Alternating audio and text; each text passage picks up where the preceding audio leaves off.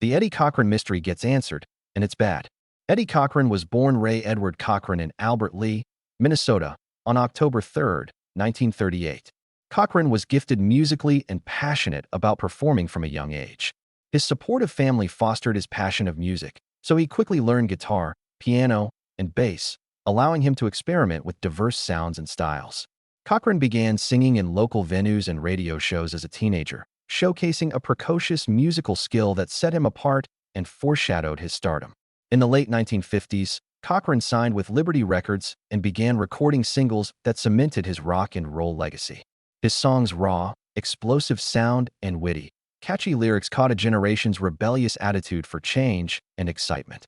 Summertime Blues, Come On Everybody, and 20 Flight Rock topped the charts and became anthems of young defiance and excitement. Summertime Blues showed Cochran's ability to merge rockabilly, country, and rhythm and blues into an approachable and revolutionary sound that influenced many musicians. Besides his recording success, Cochran was recognized for his powerful live performances, which radiated confidence, charisma, and unstoppable energy.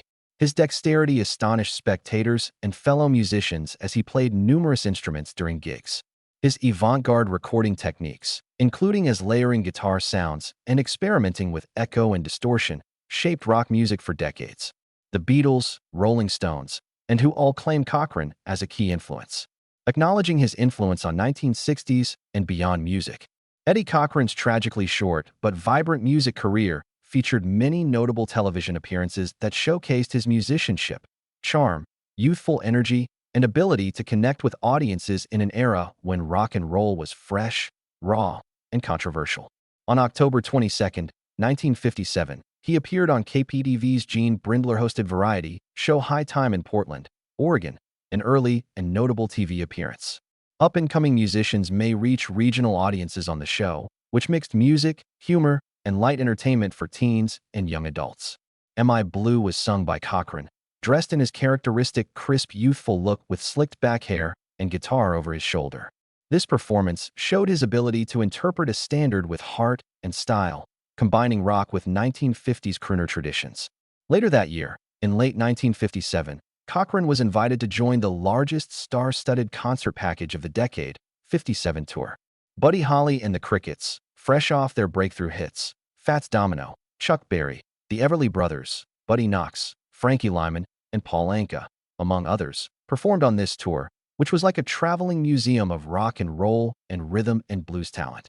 Cochran performed explosive sets alongside these icons every night to packed auditoriums.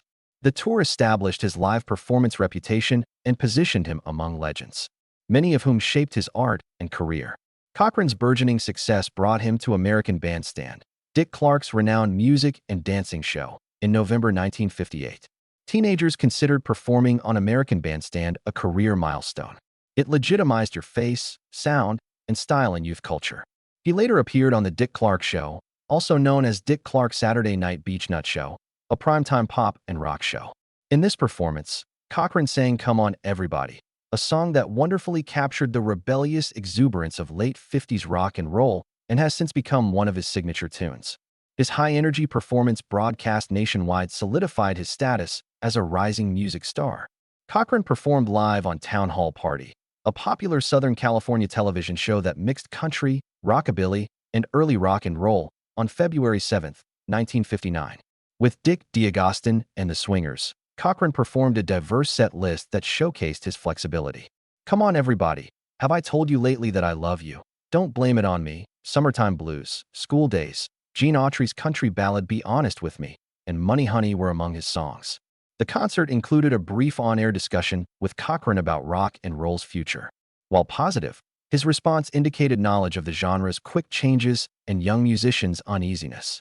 Later that year, on October 10, 1959, Cochran returned to the Dick Clark Show to perform something else, his swagger-filled, guitar-driven hit co-written with his girlfriend Sharon Shealy, and the melodic Sitting in the Balcony, which had launched his career 2 years earlier. Cochran's confident rock and roll showman and tender balladeer sides were revealed in this uncommon performance. By 1960, British youths hungry for new sounds loved Cochran's explosive American rock and roll approach. On his UK tour that year, he participated on the BBC radio show Saturday Club, which featured live music and interviews for teenagers. Boy Meets Girls, hosted by British rock musician Marty Wilde, featured him. These performances enlarged his international fan base and impacted the next generation of British performers, including the Beatles and the Rolling Stones, who were inspired by American rockers like Cochran. Cochran performed live on two Boy Meets Girls shows in late January 1960 in Britain, exuding confidence and urgency. He sang a new cover of Ray Charles's Hallelujah, I Love Her So, showing his love for rhythm and blues and ability to adapt to other genres. Unfortunately, these were Cochran's last televised appearances before his death in April of that year. Fans of 1950s rock and roll have been interested by Eddie Cochran's personal life, especially his relationship with Sharon Sheeley. Sheeley, a young music industry professional, was more than a lover. She wrote and collaborated well. In collaboration with music manager Jerry Capehart, she wrote several Cochran-related songs. Her sincere songs like Love Again and Cherished Memories showed her songwriting abilities and grasp of Cochran's musical approach and emotional range. One of her greatest collaborations with Cochran's Circle was penning Something Else with Bill Cochran, his brother. This song, which embodied the rebellious atmosphere of the day, showed how Sheeley's creative energy and Cochran's trademark sound were complementary. Their romance was equally intriguing. Sheeley was apparently captivated with Cochran for 2 years before he reciprocated, balancing professional adoration and emotional yearning. She changed dramatically to attract Cochran. Originally brown, she colored her hair blonde, a bold style choice that showed her determination and awareness of rock and roll visual culture. She bought a chic new clothing to match Cochran's famous image. Cochran's 1958 New Year's Eve party in New York started their romantic relationship. After that, they were inseparable. By 1960, they were secretly engaged, planning a future together despite celebrity and music industry criticism. Their love lasted decades after Cochran's death. Levi Strauss and Company used Cochran's history and his relationship with Sheeley in a 1988 501 Jeans commercial. The Sid McCartney-directed ad recounted how Sheeley captured Cochran's notice at that fateful 1958 New Year's Eve celebration. As Sheeley, Sharon Devlin played the charm and chutzpah that won over the teenage rock star. The commercial's narration implied that Sheeley was narrating the meeting, adding authenticity and nostalgia. Cochran's exuberant song Come On Everybody was re-released as a promotional single to accompany the campaign. The campaign revived Cochran's music, resulting in a compilation album of his biggest hits and introducing a new generation to Eddie Cochran and Sharon Sheeley's charisma. Eddie Cochran, a pioneering rock and roll guitarist and singer-songwriter, is surrounded by nostalgia, history, and tragedy. Fans and music historians have pondered about the premature death of this young icon, whose effect on music outlasted his brief career for decades. Born in 1938 in Albert Lea, Minnesota, Cochran's hits like Summertime Blues, Come On Everybody, and 20 Flight Rock captured the rebellious spirit of the 1950s and inspired many rock musicians, including the Beatles and the Rolling Stones. His life ended abruptly in April 1960 at 21 in a car accident in England, a country he had traveled to conquer as part of the growing rock culture. Rumors, half-truths, and speculation have surrounded Cochran's death for decades, creating a near-mythical aura. Recent investigations have uncovered a darker, more frightening truth than the romanticized myths that circulated for years.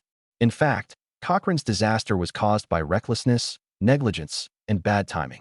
Witness statements, medical reports, and archival papers imply that Cochran's car may have been badly maintained, that safety procedures were weak or ignored, and that the crash response was inadequate by today's standards.